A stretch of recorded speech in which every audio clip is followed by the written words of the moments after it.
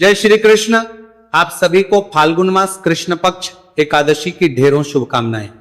प्रिय दर्शकों, आज के इस वीडियो में हम बात करेंगे कि फाल्गुन कृष्ण एकादशी, जिसे विजया एकादशी कहते हैं, इसकी पूजा की क्या विशेषता है। और इसके विषय में जानना इसलिए आवश्यक है क्योंकि साधारण एकादशी नहीं है। इसमें बहुत सी स्थापनाएं ऐसी हैं जो दशमी तिथि को ही करनी होती है। 3 एकादशी ऐसी आती है जिनकी पूजा जो है दशम से आरंभ हो जाती है। बाकी एकादशियों के नियम दशमी से आरंभ होते हैं, परंतु इनकी तो स्थापना ही दशमी तिथि को है। ये जो आने वाली एकादशी है, इसमें भी स्थापना दशमी तिथि को होगी। क्या चीजें स्थापित करनी है, कैसे स्थापित करनी है, जानना आवश्यक है। ये बड़ी एकादशी है, इसका व्रत जो है भगवान रामचंद्र ने किया था। बताएंगे आपको कि क्या महिमा है भगवान रामचंद्र ने क्यों इसका व्रत किया था, क्या फल उन्हें प्राप्त हुआ और किस जस्सी के द्वारा इस एकादशी के विषय में बताया गया। इस विधि क्या है, दशमी तिथि को क्या क्या पूजा करेंगे, क्या क्या एकादशी के दिन पूजा होगी और पारण कैसे होगा। इसका पारण भी अन्य एकादशी से भिन्न होता है, अलग होता है।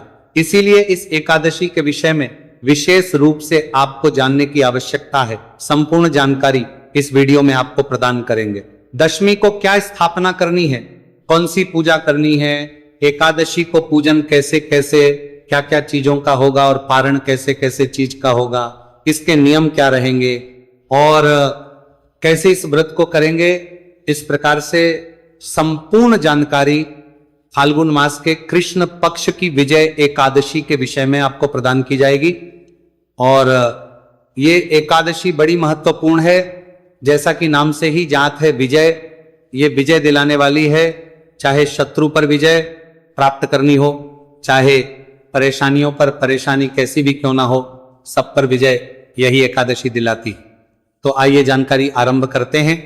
आपसे निवेदन है कि वीडियो यदि थोड़ा सा भी उपयोगी लगे तो कृपया वीडियो को लाइक अवश्य कर दीजिएगा। परमात्मा वासुदेव की कृपा प्राप्त करने के लिए, अपने व्रत सफलता के लिए कमेंट बॉक्स में अवश्य लिखिएगा जय श्री हरि या ओम नमो भगवते वासुदेवाय। जितना लिखेंगे उतना कल्याण होगा। आप देख रहे हैं सनातन धर्म का संसार ज्योतिष संस्थान का प्रतिष्ठित यूट्यूब चैनल सनातन धर्म का संसार धार्मिक। हम यहाँ पर सभी व्रत और त्योहारों की सही शास्त्रीय जानकारी प्रदान करते हैं। ज्योतिष शास्त्र और पंचांग के आधार पर आपको बताते हैं कौन सी तिथि कब है, व्रत आदि कब करना है, क्या विधि, क्या नियम और क्या गलती आपके लिए करते हैं, नहीं करनी है। यदि आप सभी व्रत और त्योहारों की सही शास्त्रीय जानकारी पाते रहना चाहते हैं तो कृपया चैनल को सब्सक्राइब कीजिए और बेल आइकन को प्रेस कीजिए। जब आप सब्सक्राइब का बटन दबाएंगे तो वहां एक घंटी का निशान बना हुआ आएगा, उसको अवश्य दबाइएगा, तभी आपको हमारे सारे वीडियो प्राप्त होंगे, अन्यथा आपसे जानकारी छूट जाएगी। प्रिय दर्शकों, आइए अब बात करते हैं आने वाली बड़ी महत्वपूर्ण एकादशी की। प्रिय दर्शकों, भगवान कृष्ण के द्वारा पद्म पुराण में जो वर्णित महिमा है उसके माध्यम से मैं आपको जानकारी प्रदान कर रहा हूं। यहां पर जो भी मैं बताने वाला हूं, ऐसा नहीं कि मैं कुछ भी मनगढ़ंत बताने वाला हूं। एक एक जो भगवान कृष्ण के द्वारा कहे गए, जो ब्रह्मदेव के द्वारा कहे गए, वो सब मैं आपको यहां समझाऊंगा और बताऊंगा। ये जो एकादशी है भगवान कृष्ण कहते हैं, और उससे पहले ब्रह्मदेव के द्वारा ये कहा गया है कि ये एकादशी विजयश्री दिलाने वाली है। जो राजा होते हैं उनको अपने शत्रुओं पर विजयश्री दिलाने वाली है। प्राप्त करने के लिए ये एकादशी करनी चाहिए।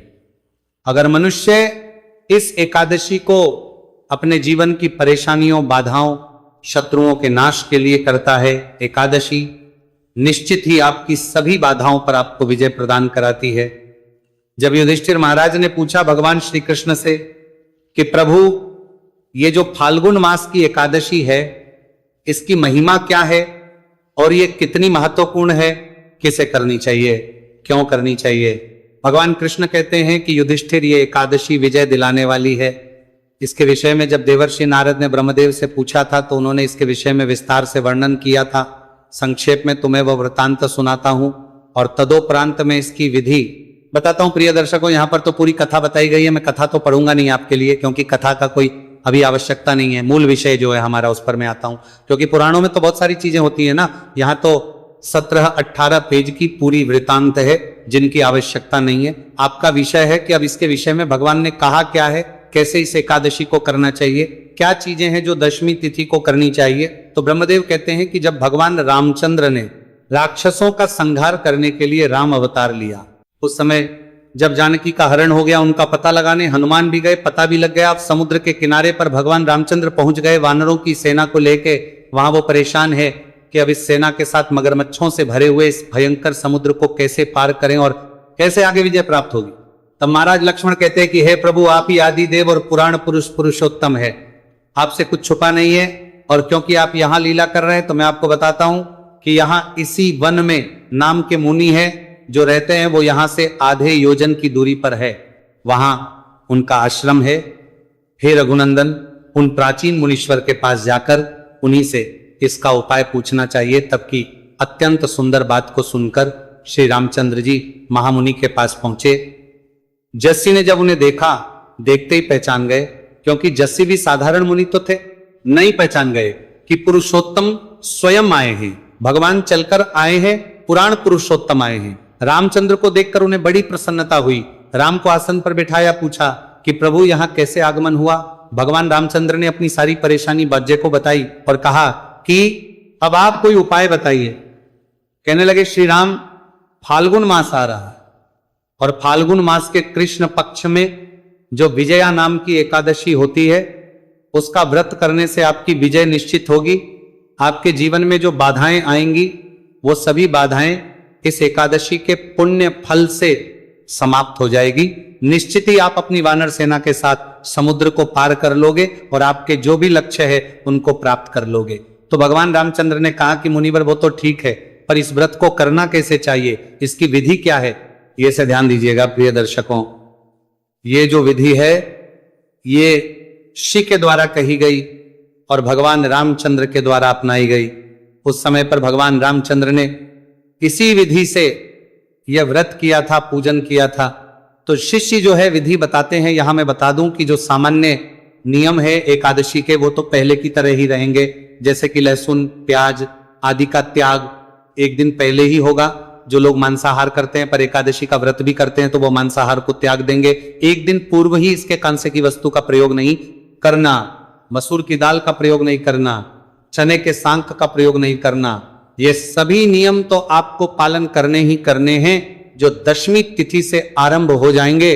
एक होगा ब्रह्मचर्य का नियम, जो आप दशमी तिथि को ही आरंभ कर देंगे, व्रत के एक दिन पूर्व ही आरंभ करेंगे, ब्रह्मचर्य धारण करेंगे।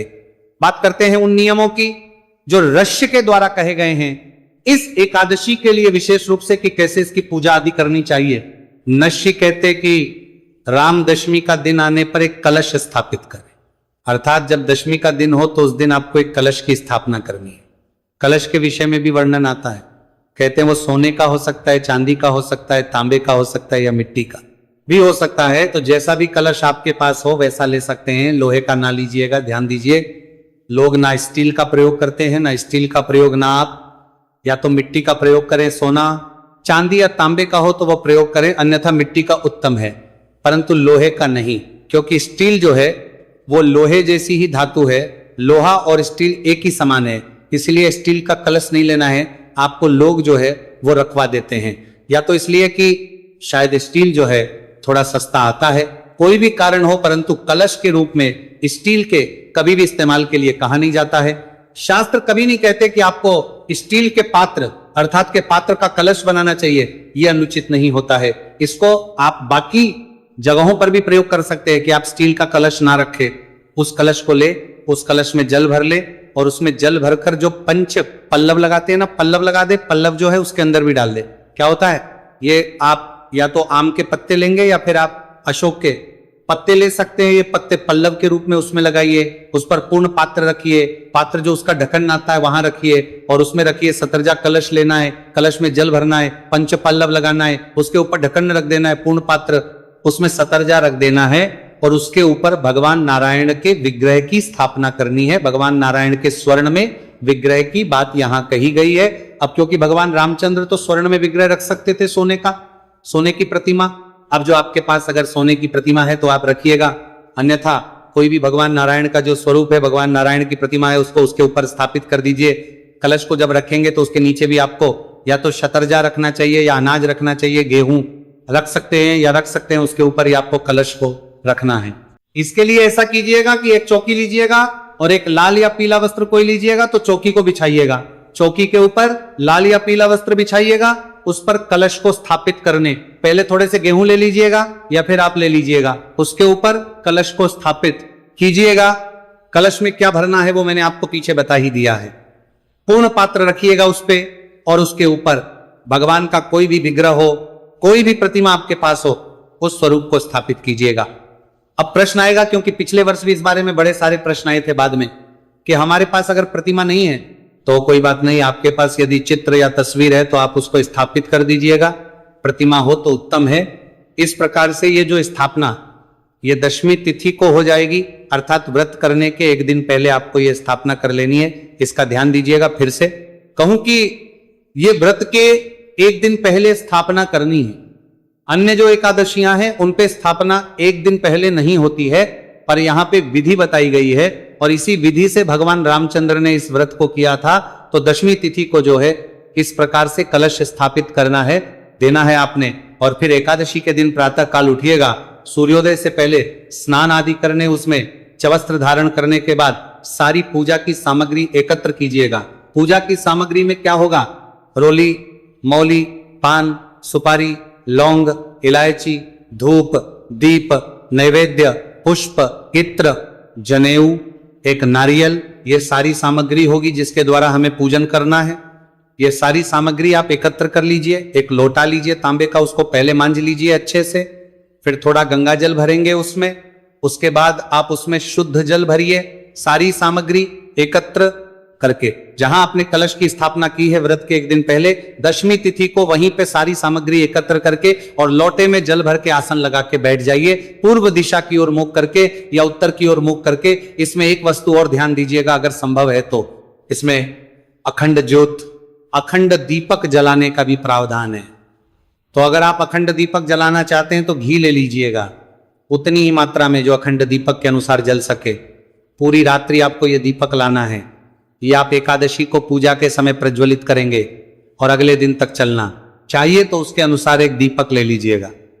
अगर जिनके पास दीपक ना हो तो वो आप किसी कटोरी आदि में भी ये अखंड दीपक प्रज्वलित कर सकते हैं। सबसे उत्तम तो ये रहेगा कि तांबे का कोई दीपक हो आपके पास, तो वो कल्याणकारी है। इस प्रकार से ये एकादशी के दिन अब आपने पूजन करना है भगवान का विधि विधान से पहले। लोटे में जो आपने जल भरा है ना, उस जल छींटे दीजिए। एक फूल लीजिए और फूल के माध्यम से सभी सामग्री पर और जो स्थान पर जल के छींटे दीजिए वहां स्थान सामग्री सब पवित्र हो जाएगी। क्योंकि आपके पास आने से पहले ये सामग्री न जाने किसके हाथों से कैसे कैसे निकली है, आप तक आने से पहले तो इसको शुद्ध करना, पवित्र करना आवश्यक है।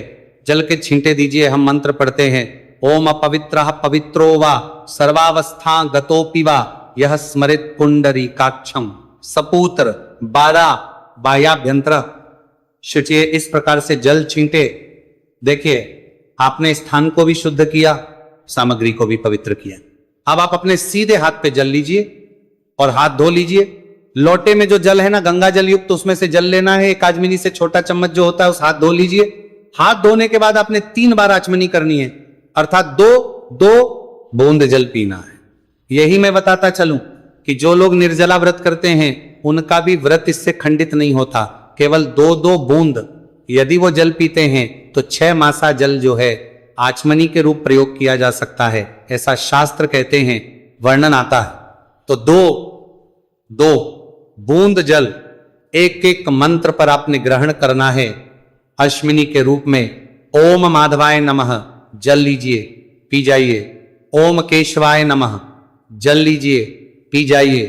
ओम नारायणाय नमः जल लीजिए, पी जाइए। ओम ऋषिकेशाय नमो नमः हाथ धो लीजिए। हाथ धोने के बाद अपने आप को तिलक कीजिए, मौली बांधिए।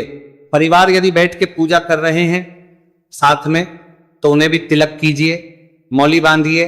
सामने जो धूप और दीप है उसको प्रज्वलित कीजिए, धूप दीप को प्रज्वलित कीजिए।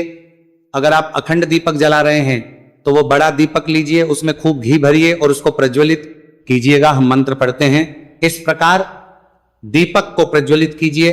दीपक को प्रज्वलित करके, धूप को प्रज्वलित करके अब आप व्रत, पूजन और कथा श्रवण आदि का जो संकल्प है वह करेंगे। संकल्प जो है एक आवश्यक प्रक्रिया है। संकल्प करने के लिए अपने सीधे हाथ पर जल लीजिए, पुष्प ले लीजिए, 1 रुपए का सिक्का दक्षिणा के रूप में कम से कम रखिएगा, अधिक जो भी रखना चाहे वो रख सकते हैं। रखने के बाद 3 बार बोलिए ओम श्री विष्णु, ओम श्री विष्णु, ओम श्री विष्णु। अपना नाम, अपना गोत्र, जिस स्थान पर बैठकर संकल्प कर रहे हैं वहां का मकान नंबर, क्षेत्र का नाम, शहर का नाम, फाल्गुन माह, भगवान नारायण, श्री विष्णु, और वह संकल्प भगवान के चरणों में अर्पित कर दीजिए। इस प्रकार से आपने संकल्प करना है, एक आवश्यक प्रक्रिया है। फिर बता दूं, संकल्प अवश्य करना है। आपने संकल्प करने के बाद फिर भगवान की विधि विधान से पूजा करनी है। भगवान को स्नान कराएंगे, स्नान करा के वस्त्र अर्पित करेंगे। वस्त्र के बाद जनेऊ अर्पित कीजिएगा, उसको तिलक अवश्य करना है। जनेऊ को तिलक करके और फिर अर्पित करना है। के बाद भगवान को इत्र अर्पित कीजिएगा, इत्र फूल पर लगा के अर्पित कर दीजिएगा। इत्र लगा के तिलक कीजिएगा, रोली कुंभ कुमारी से कीजिए। तिलक करके पुष्प हैं, पुष्प अर्पित कीजिए। फूलों की माला है, माला पहनाएगा। धूप दिखाइएगा, दीप दिखाइएगा, भांति भांति के नैवेद्य कहे गए हैं। इसमें आपके पास फल है, फल चढ़ाइए, मिठाई है, मिठाई चढ़ाइए, मिश्री है, मिश्री अर्पित कीजिए, बताशे है तो बताशे अर्पित कीजिएगा, नैवेद्य अर्पित कीजिएगा, और फिर ज्वाला अचमनी के रूप में 1 चम्मच जल अर्पित कीजिएगा। तदोपरांत तांबुल अवश्य अर्पित करना है। तांबुल क्या होता है कि पान का पत्ता लीजिए, उस पे 2 लौंग, 2 और 1 सुपारी रखिए और वो भगवान को अर्पित कीजिएगा। अर्पित करके हाथ जोड़कर नमस्कार कीजिए। जो भी दक्षिणा अर्पित करना चाहते हैं वो दक्षिणा भगवान को चढ़ाइएगा। भगवान को हाथ जोड़ के नमस्कार कीजिए, प्रार्थना कीजिएगा, प्रभु मैंने ये पूजा की है, इसे स्वीकार करें। फिर आप कथा श्रवण कीजिएगा, कथा के साथ विष्णु का श्रवण अवश्य कीजिएगा। दोनों ही चीजें आपको आरती सहित एक ही वीडियो में मिल जाएगी हमारे चैनल पर, क्योंकि हम आपकी सुविधा के अनुसार वीडियो बनाते हैं। वो वीडियो देख लीजिएगा, कथा सुने, विष्णु श्रवण करें, आरती करें, नियम के अनुसार दिन को व्यतीत कीजिएगा। नियम आगे कहता है, अभी भगवान ऋषि कहते हैं कि इस प्रकार से भगवान की पूजा करने के बाद सारा दिन कलश के सामने बैठकर आपको उत्तम कथा वार्ता आदि के द्वारा व्यतीत करना चाहिए। दिन भर जो कलश आपने स्थापित किया है, जहां आपने पूजन किया है, वहीं बैठे उत्तम वार्ता करें, कथा श्रवण करें, भगवान के स्तोत्र सुने।